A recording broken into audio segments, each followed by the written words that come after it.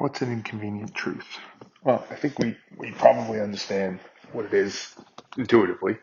Something that's not convenient, not ideal. That's true. We get that. Conceptually, I think we can understand that. But when I say the phrase inconvenient truth, um, what I mean by that is they are those things that are deep in your psyche, in your personality, in your soul, some might say, um, that that you hold very, very dearly. You're protecting against something, right? And this truth, this inconvenient truth, goes counter to what you're trying to protect against. The things that you fear most, the things that you hope and pray and aspire are not true about yourself, right? Or are, whatever. Those things that really, really matter. And they could come from all different places. You could have been born with some of these drives, right? We could talk about this in other times, but maybe you picked it up from family members or modeling your parents or a relative or something. But whatever it is, whatever the reason it is, um, they are so important to us, and we're willing to protect them. We want to protect them.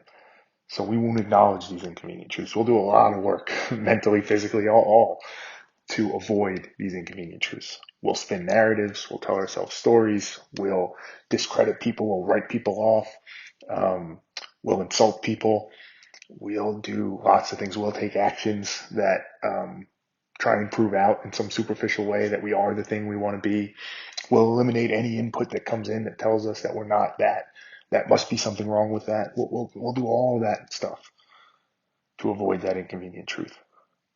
But the thing about the truth, it's first of all, it's super hard to find, to know that it's true. So that's a piece of it. But if it is true, and I think things like this about ourselves, we know we can say in kind of a binary way, like it is true or it isn't, or at least close to it.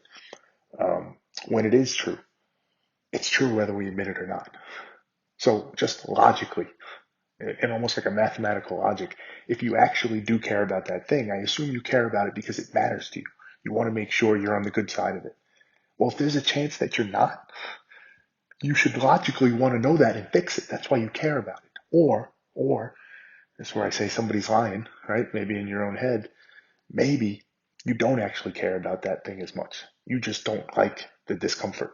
You don't like the pain that comes with acknowledging it. That's actually what you're afraid of, right? There's a chance of that. And that's something you got to work through and figure out, right? Is something off in your math? Is something wrong where you should care more about doing the right thing because it's the right thing to do and not being afraid of the discomfort? Maybe, right? It's possible. But in the instances where you don't know, right? You're avoiding these things.